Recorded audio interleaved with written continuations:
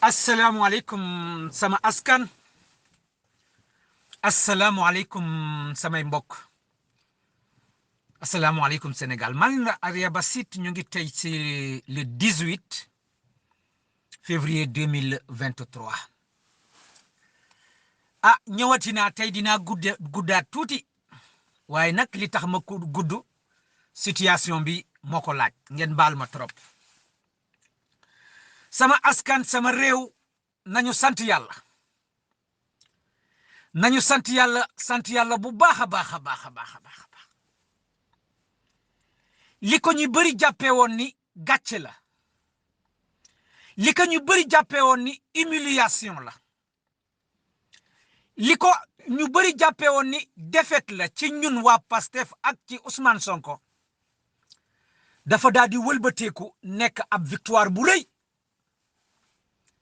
victoire boo xamante ne mënoon nañ ko sàkku ci àdduna bi pour ñu jox ñu ko waaye déedéet waa APR ñoo ñu ko tegal ci table mu mel ni ab plat bu ñu togg ba pare ñu ne ñu lekk leen loolu de lañu Macky Sall ak gouvernement am defal sama askan sama réew nañu jaajëfal ki nga xamante ne moom moo créé lu ñu tuddee cette tablette là le téléphone bi nga xamante ne moom moo ñu servir tey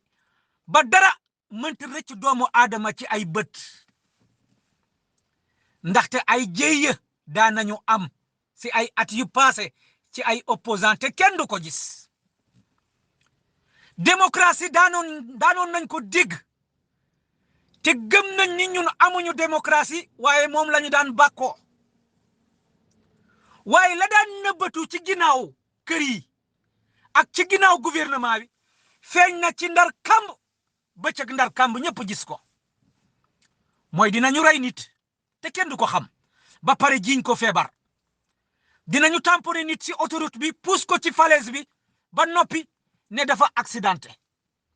dinañu wëlbati ay wax doomu aadama wala ay image doomu aadama ba noppi ñu jiiñ ko opposant boobu wala leader boobu waaye nañu gërëm Marcus Zuckerberg ñenn ñi tuddee ko Mark Zuckerberg nañ ko gërëm waaye nañu gërëm tamit ki nga xamante ne moom moo créé téléphone bi ba kenn ku nekk lu xew nga teg ci sa bët sama réew sama askan bu nekkuloon ki nga xamante ne kooku moo tudd Ousseynou Ly te dëkk Pastef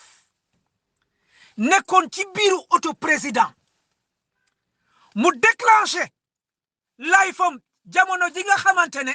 maître Clédor Ly mu ngi doon wax Ousmane Sonko mu ngi woo Jamil Sané pour mu mun ko jox téléphone bi mu wax ak ki nga xamante ne mooy Jibi Gueye le chef de protocole ci biir oto bi pour mu mun a jot ki nga xamante ne mooy commissaire bi bu nekkutoon ki nga xamante ne mooy Ousseynou Ly le courageux mi nekkoon ci biir oto bi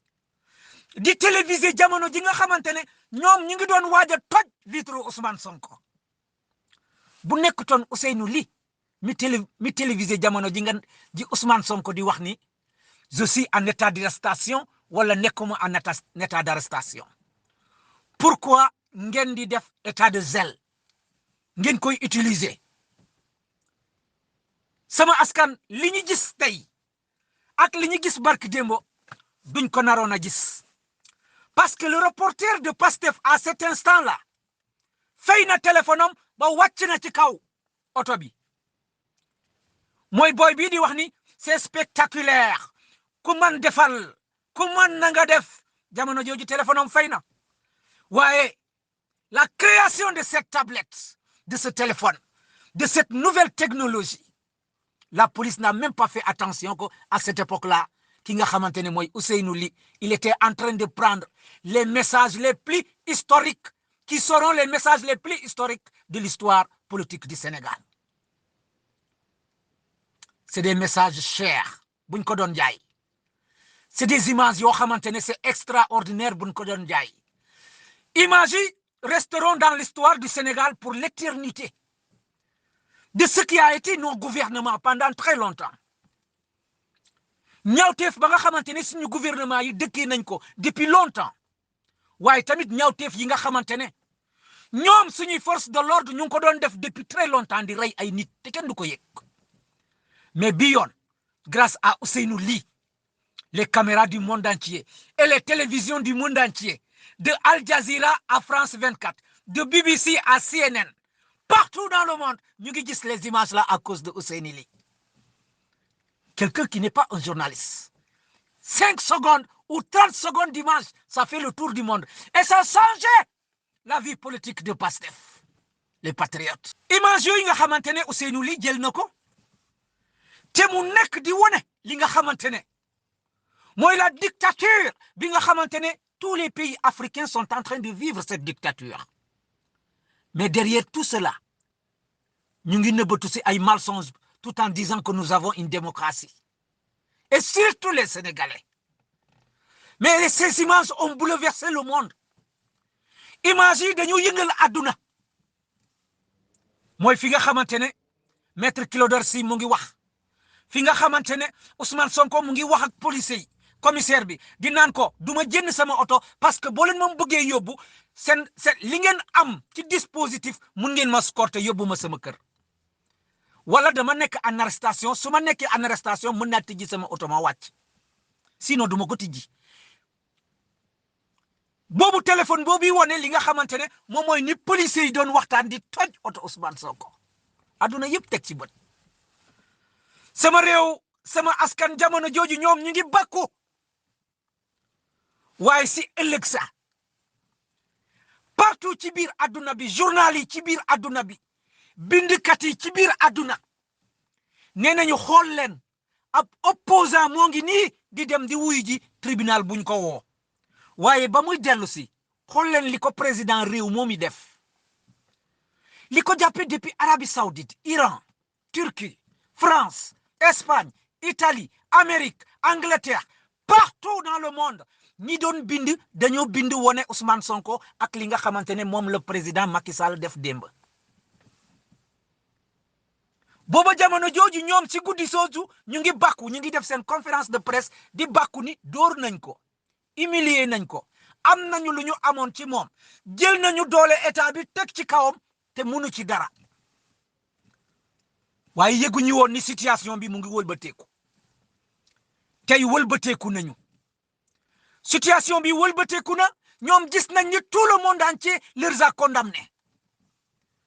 waaye tamit gis nañ ne toute la presse internationale et nationale les a condamnés. La presse internationale a traité de criminels, a traité de manque de démocratie, a traité de manque d'élégance au gouvernement sénégalais. nee nañu ni amuñu jëfin ju rafet waaye amuñu démocratie waaye tamit jëfinu bandi lañu jëf ci ki nga xamante ne opposant dong la da doon ñibbi dem këram. lii moo nëbbatu si suñu ginnaaw kër yi lii moo nëbbatu si suñu ginnaaw gouvernement yi depuis 1960 ba bisu tey. Grâce à cette découverte du téléphone, des caméras sophistiquées, rien ne se cachera plus. Les gens seront dévoilés en plein jour. Grâce à téléphone bu bees bi dara dootul nëbbatu ci àdduna bi nit ñi dinañ ko gis ci ndar bëccëg ndar kam. moo tax démb débat yi ci biir télévision sénégalais yi mooy 2STV muy TFM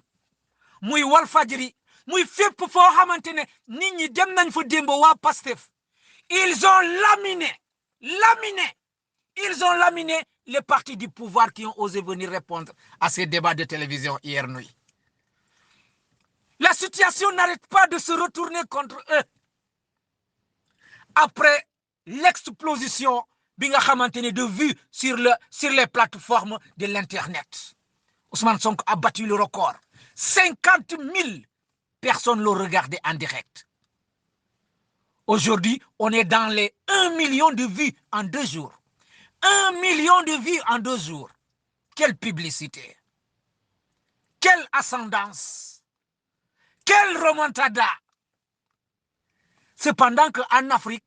ñi musa am loolu mooy ku mel ni Guillaume Soro 45 000 vues. Ousmane Sonko brûle. Bat le record en 2 jours. kon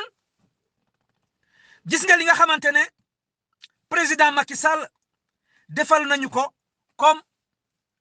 ab cadeau ci kaw taabal. kon gis ngeen li nga xamante ne président Macky Sall defal nañu ko comme cadeau ci kaw taabal. sama askan sama réew Sénégal ginnaaw pression boobu ma leen di wax ni am na ci ñoom woowante nañu ci guddi gi ñu commencé di waxtaan li nga xamante ne la presse internationale ñu ngi koy wax waaye tamit li nga xamante ne moom moo xew ci plateau yi li nga xamante ne mooy condamnation yi nga xamante ne ñëpp def nañ ko ci biir adduna bi ak ci biir réew mi pression bi am doole ñoom ñu woowante entre premier ministre ak président ci guddi gi jamono jooju seen objectif ci bëccëg bi mooy nañu jàpp Ousmane Sonko dem tëj ko dara du xew waaye ci seen biir ñenn ñi nee nañ ko yóbbu këram waaye ci seen biir ña waxoon ni nañ ko jàpp tëj ko ba ñu eggee ci këram dañoo décider ni il faut que ñu mettre ko en résidence surveillée mais avec la pression internationale la pression nationale ak erreur yi nga xamante ne moom laa leen wax ci njëlbeen ba ñoom ak seen réunion guddi dañoo mujjee woote ministre de l'intérieur pour wax ko ni fexeel nga génnee policiers yi ak gendarme yi ci kër Ousmane Sonko parce que situation bi mu ngi wëlbateeku daanu suñu kaw loolu moo tax c'est à 3 heures du matin la ñu woote policiers yi ne leen jël leen seen bagage te bàyyi kër Ousmane Sonko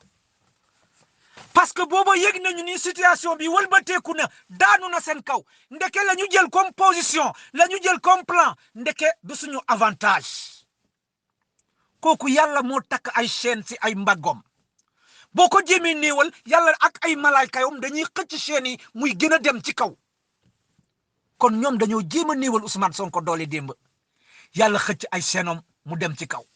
loolu moo tax ñu daal di alerter ni mu gën a gaawee pour libérer kër Ousmane Sonko balaa bëccëg kenn gisatu leen ñoom ñëpp dellu nañu ci seeni biir camp lu ñu amoon ñàkk nañ ko la ñu dese woon ñoom ci expression ci lu ñu war a utiliser ci Ousmane Sonko ñoom ñàkk nañ ko sama réew sama askan depuis semaine passée maa ngi leen di wax ni Macky Sall doole la dese woon Macky Sall li mu amoon ci fexe yëpp doole la dese woon mooy police waaye ba mu demee Mbacké daf ko ñàkk ba mu demee Kër Massar daf ko ñàkk cette fois-ci ba mu préparé ba jénnee fetal yi bëgg a jàmbaarloo tiirante fetal ak waa police ak waa Pastef dafa ñàkkaatu combat boobu kon gis ngeen situation bi nga xamante ne fa la Macky Sall toll bisu tey kon nguur gu jeex la bu ko defee dañuy ñëw dugg ci li nga xamante ne mooy deuxième point bi sama askan sama réew Sénégal deuxième point bi mooy la voiture blindée taxaw leen ci la voiture blindée nañu taxaw ci jënd voiture blindée bi ñun Pastef la ñu tudd les patriotes ñun Pastef la ñu tudd nous voulons changer notre pays bu leen déglu beneen borom xam-xam bu leen déglu kenn koo xamante ne am na gis-gisam bu leen déglu kenn koo xamante ne tey mu wax ci yéen li mu bëgg suba mu wax ci moom li mu bëgg moom bu leen déglu ay nit yoo xamante ne dañoo am seen vision bopp pour seen intérêt bopp pour loom lu ñu bëgg nit ñi jàppee leen ko wala ci pour ñoom lu ñu bëgg nit ñi sasu leen jéem leen a considérer comme ay nitu xam-xam déedéet nous ne sommes pas comme ça nous sommes des patriotes nous aimons notre nation et nous aimons notre président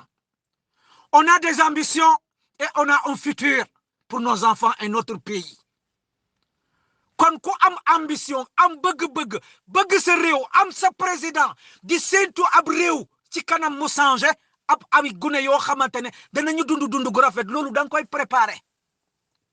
moo tax bu leen déglu ñooñu di wax ci blindé bi ni waruñu jënd blindé bu leen déglu ñooñu di saboté affaire blindé bi am na ñoo xamante ne tant que yéen jëlu leen ñoom lu ñu bëgg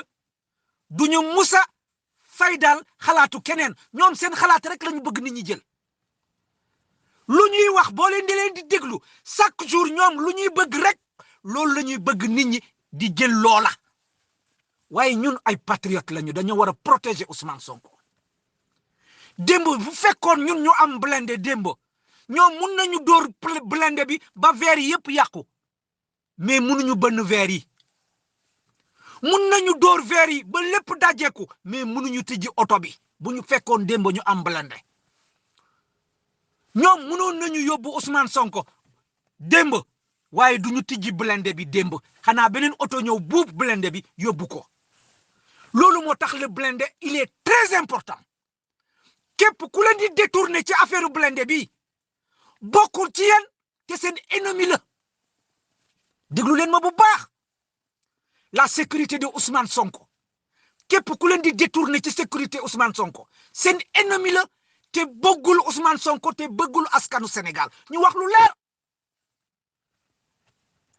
gis nga jamono ji dañoo toll ci jamono joo xamante ne ku wax lu leer ñu tontu la lu leer nañ la protection de Ousmane Sonko n'a pas de prix te na nit ñi jóg ñu relancer encore cagnotte bi ñu jënd le blindé le plus rapidement possible parce que ce gouvernement est prêt pour faire du n'importe quoi sur la santé et la sécurité de Ousmane Sonko quand on achète le blindé le plus rapidement possible avec tous les moyens même s'il faut à l'intérieur du Sénégal suñ ko mënee am nañ ko am foofu dans le cas contraire on l'achète à l'extérieur avec des sociétés privées qui vont prendre la responsabilité de nous vendre le blindé et de l'amener jusqu'à Sénégal jusqu'à la livraison dans la maison de Ousmane Sonko on n'achètera pas le blindé pour l'amener de l'extérieur par notre assurance. Non, c'est l'assurance de la société privée qui va acheter le blindé et qui va aller le livrer jusqu'à la maison de Ousmane Sonko. Et en ce moment, le gouvernement du Sénégal ne pourra rien. Sama gars yi gudd naa ci blindé bi moo tax nañ ci taxaw on a besoin du blindé et à l'intérieur du blindé il y aura des gens valeureux. Il y aura des gens comme Maître Clédor Ly. Il y aura des gens comme Ousseynou Ly dans le blindé. L'homme qui a filmé l'image historique du 17 février 2023. On a besoin de lui dans la voiture du blindé du président. Qu'est-ce qu'il a fait un bon travail, Ousseynou Ly? C'est lui qui a marqué l'image éternelle d'un opposant persécuté dans un pays qui s'appelle le Sénégal. Oui, Ousseynou Ly ñu ngi lay jaajëfal moo tax it dans ce blindé on aura besoin demain des gens ñi nga xamante ne des gens courageux sama gars yi déglu leen bu baax dama am habitude di leen wax ni suñu président buy wax nañu am dégg-dégg nañu jàng di ko déglu waaye tamit nañu jàng di ko dégg dafa am solo président dafa wax la fois passée après une journée très fatigante une journée difficile une journée boo xamante ne il pouvait perdre sa vie une journée boo xamante ne benn yoon gisoo Ousmane Sonko mu jooy pour te dire que c'est un homme benn yoon gisu leen Ousmane Sonko fi mu damee loosom waaye une journée courageuse qu'il a eu dem leen xool image Ousmane Sonko bi mu génnee ci blindé bi bay dugg këram bañ ko andee dem leen xool image boobu lillahi wa rasul dem leen xool image Ousmane Sonko bi mu génnee ci blindé bi di dugg këram Ousmane Sonko mu ngi ree waaye loolu du réew mbégte de réew góor la c'est-à-dire góor mu xeex ak yow ba nga fa nga yaakaare ni moom deena mu won la ni je n'ai encore rien fait soo bëggee ñu continuer ree boobu la Ousmane Sonko ree mooy fi nga ko foogee woon du foofu da nga yaakaaroon ni damay jooy wala da nga yaakaaroon ni damay daw wala da nga yaakaar ni dama ragal non tu n'as rien encore compris ree boobu la Ousmane Sonko ree bi muy génn ci blindé bi di dugg ci këram waaye bopp baa nga xonk cor mel ni ku dugg pënd kanam bi moo nga takk froissé parce que pamti bañ ko doon pamti sama askan lii moo tax ma ne leen ngeen di déglu Ousmane Sonko si jamono jooju si la Ousmane Sonko wax dama soxla ay nit yoo xamante ne yu am fit yu am courage te ñu nangoo xeex déggu leen ma de jamono jooju ci la Ousmane Sonko wax ni dama soxla ay nit yu am fit yu mën xeex yu am courage soxlawuma ay liveur soxlawuma ñuy def conférence de presse soxlootuma ñooñu soxlootuma ñaan waxuma ni loolu baaxul mais loolu def nañ ko ba pare foofu la tëj wax ji nee na waxuma ni loolu baaxul waaye foofu romb nañu foofu loolu moo may andi ci étape yi mu leen di wax toujours ay étape dañuy romb étape te nit ñi duñu xam ni romb nañu étape Ousmane Sonko nee na romb nañu étape yi ma lakk leen français joola wala olofu joola Ousmane Sonko nee na romb nañu ay étape ñaan romb nañu ay étape live romb nañu ay étape conférence de presse Ousmane Sonko nee na il a besoin des hommes courageux des guerriers des hommes compétents ñoom la soxla et c'est pour cela foofu la amee njëriñ wax ji sama gaay foofu nag la Ousmane Sonko bi mu waxee ni dama soxla ay nit de courage ay nit yu war a nekk sama wet man Ousmane Sonko naruma xeex man rek nit ñi ñu may gis man rek may xeex Abdoulaye Wade si digg ndëndoom bu doon xeex da ngay gis Ousmane Ngom mooy nekk ci kanam bu ñu nee jàpp nañu waa PDS dañu naan jàpp nañu Ousmane Ngom moom la ñu njëkk a jàpp waaye problème mu Pastef mooy bu ñuy jàpp Ousmane Sonko la ñuy jàpp ñeneen ñëpp kenn du leen gis Ousmane Sonko n'a pas de capitaine Ousmane Sonko n'a pas de lieutenant dans son entourage et Ousmane Sonko il a senti Ousmane Sonko def ko yëg ci yaramam ni moom amul capitaine amul lieutenant sama askan ni Ousmane Sonko di lancer un appel sur les cotisations bu ko soxla pour ngeen jox ko noonu la Ousmane Sonko lancer démb appel pour ngeen yóndee ko guerrier yi dimbali leen ma ngeen dégluwaat bu baax fii sama wax gis ngeen Ousmane Sonko soxla bi nga xamante ne bu ko soxlaa ci mbirum xaalis ci mbirum deret pour joxe ci hôpital yi ci mbirum mbay patriote yi di ko jox loolu yëpp ci mbirum mbay loolu la waxaat barki démb ni loolu la soxla nee na dafa soxla ay guerrier dafa soxla ay combattant dafa soxla ay nit yu am fit soxlootul ay nit yuy toog di def ay conférence de presse loolu moo war a andi fu mu toll nii tey ñu xool ci biir Pastef ñan ñoo am fit ñoo xamante ne c'est des intellectuels pour les mettre à côté de Ousmane Sonko pour bu ñu waree jàpp Ousmane Sonko ñooñu ñu njëkk a joxe seen bopp ñu jàpp leen yóbbu leen police balaa ñuy jàpp Ousmane Sonko suñu bëggee suñu sécurité président on n'a plus besoin des intellectuels sur la table on n'a plus besoin des gens qui vont rester dans des bureaux pour parler on a besoin des combattants parce que ce combat on le gagnera pas sur les papiers ce combat on le gagnera pas au tribunal ce combat on va pas le gagner au Conseil constitutionnel ce combat on va le gagner sur la rue ce combat on va le gagner sur la rue loolu la leen Ousmane Sonko wax barki démb et c'est pour cela il faut réformer Pastef le plus rapidement possible. Je ne dis pas de toucher les institutions de Pastef. Je ne dis pas de toucher les bureaux de Pastef. Mais il faut réformer sur le plan combattant immédiatement. Il faut changer la tête de ces leaders-là. Ceux qui vont s'approcher de Ousmane Sonko, il faut les changer le plus rapidement possible. Par exemple, Ousseynou Ly qui a montré son courage de filmer au moment le plus difficile. Par exemple, le maire de Keur Massar qui est en train de montrer son courage depuis une semaine, depuis son arrestation et sa libération à Keur Massar. Quand ñi nga xamante ne waa Keur Massar jox nañu ultimatum la gendarmerie et ils ont lâché le maire de Keur Massar. Depuis ce jour-là jusqu'à tey, le maire de Keur Massar n'arrête pas de rester à côté de Ousmane Sonko. Il a dit qu'il donnera sa vie pour Ousmane Sonko et il le montre chaque jour. Au contraire de ce que nous connaissons comme les leaders de Pastef. Il disparaît les moments décisifs. Kon les gars yi s'il vous plaît ni ngeen defoon ci xaalis bi di ko jox ni ngeen di def ci don de sang bi ni ngeen di def ci agriculture bi réagissez dans tous les départements du Sénégal pour former des pôles de résistance yoo xamante ne kenn du xaar bu waxtu jotee pour mën a jénn parce que nag li mu leen di wax muy leer mooy Ousmane Sonko ñun mënuñu ko protéger ba ñu am sécurité bi nga xamante ne bu ko état Sénégal bëggee jàpp duñ ko jàpp mënuñu loolu c'est impossible loolu c'est la 3e fois ma leen di ko waxaat tey bu état Sénégal bëggee jàpp Ousmane Sonko dañ koy jàpp yóbbu ko kenn mënu ci dara waaye dafay fekk ñoom ñu mun ko yor buñ ko jàppee ba pare foofu mooy organisation bi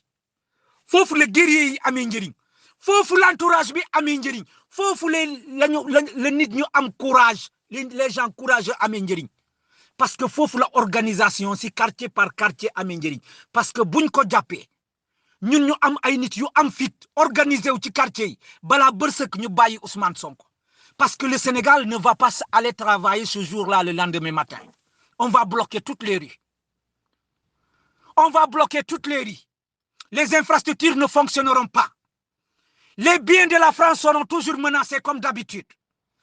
et même les maisons des gens qui sont en train de faire ça ils seront menacés c'est ce qui va obliger loolu moo leen di obliger ñu libérer Ousmane Sonko te loolu moo leen obliger ñu libérer ko barki démb ci guddi parce que ba ñu gisee ni quartier yaa ngi commencé tàkk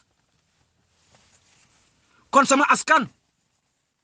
je pense que j'ai été très clair et je pense que comprendre ngeen li ma leen wax